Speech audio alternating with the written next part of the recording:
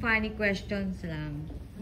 Nag-uuwi ka din ba ng mga shampoo tsaka ano?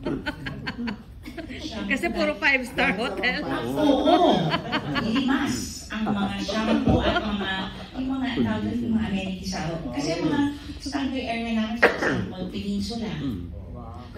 Kunwari ang shooting sa Peninsula Function Room na meron kaming eksena doon. Yun, napanood yun na. Nandun yung birthday, the big party. Lahat ng artista, tigi-tigi sa kayo ng kwarto. Okay? Na hindi nyo nga natutulugan. Kasi may sarili ka namang bahay. May sarili kang inuwian. Ang ganda rin, di ba? Na doon nakakapagluto ako. Yun. Ayun pa pala, magandang i-share siguro that during my 3 days, I would cook Filipino dishes na sinishare ko sa kanila. So like, adobo, ha? Ano nagustuhan ni Nicole? Kung sa pandesal. Kasi hindi ko kumakain ng karne. Okay. Kaya ako, malapit na kung gusto ko ma-achieve yung ganun. Hindi, totoo. Ay, isang funny anecdote mo, una kami magkatabi for that first day. Ako makalam-kalam yung siyang ko, tumutulog talaga. My God, hindi pa pwede, mamaya pa, parang an hour and a half pa bago kami kakain. So, nag-shooting kayo. Pero magkatabi kami. Pero siya may nilabas na, anong tawag, Granny Smith, yung kulay green na maasim na masanas.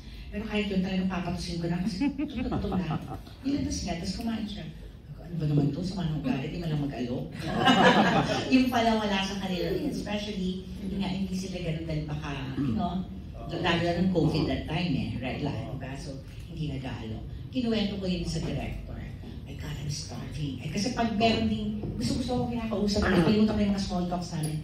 Pag tatayo ako, nagkakagaano sila sa akin na yung mga ibang producers, yung EP, what did she tell you, what did she tell you?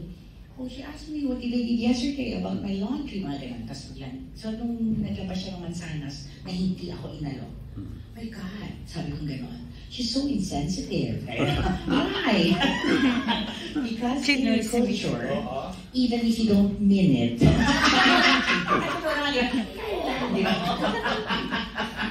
you always offer. Sabi, no, it's because of the pandemic, o gano'n.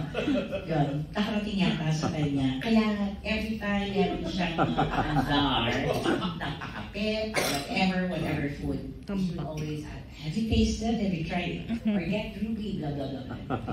Taray.